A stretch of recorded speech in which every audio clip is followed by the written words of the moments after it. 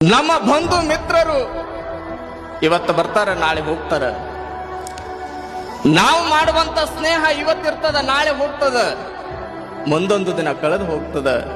ಆದ್ರೆ ನೆನಪಿರ್ಲಿ, ನಮ್ಮ ಭೂಮಿ ಮ್ಯಾಲ 3 ವಸ್ತುಗಳು, 3 ಗುಣಗಳು, 3 ವ್ಯಕ್ತಿಗಳನ್ನ ಯಾವತ್ತೂ ಕೂಡ ಮರಿಬಾರ್ದು ಅಂತ ಹೇಳ್ತಾರೆ.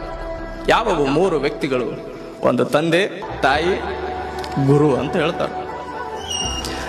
ಯಾರ ಜಗತ್ತಿನೊಳಗ ಮೋಸ ಮಾಡಿದ್ರು ಕೂಡ ಈ 3 ವಸ್ತುಗಳ, ಈ 3 ವ್ಯಕ್ತಿಗಳ ಮೋಸ ಮಾಡ್ಲಿಕ್ಕೆ ಸಾಧ್ಯನೇ ಇಲ್ಲ ಅಂತ ಹೇಳ್ತಾರೆ. ಎಲ್ಲರೂ ಉದಾಹರಣೆಗಳದಾವೇನ್ರಿ? ತಾಯಿ ಮಗನಿಗಾಗಿ ಮೋಸ ಮಾಡಿದ್ದು, ಮಗನ ತಾಯಿಗಾಗಿ ಮೋಸ ಮಾಡೋರದಾರ, ಮಗನ ತಂದೆ ಸಲುವಾಗಿ ಮೋಸ ಮಾಡೋರು ಈ ಜಗತ್ತಿನೊಳಗ ಕಾಣ್ತೀವಿ. ಗುರುವಿಗೆ ಕಲಿಸಿರುವಂತ, ಗುರುವಿಗೆ ಬೆನ್ನಿಗೆ ಚೂರಿ ಹಾಕುವಂತಹ ವಿದ್ಯಾರ್ಥಿಗಳನ್ನ ಕಾಣ್ತೀವಿ, ಶಿಷ್ಯರನ್ನ ಕಾಣ್ತೀವಿ.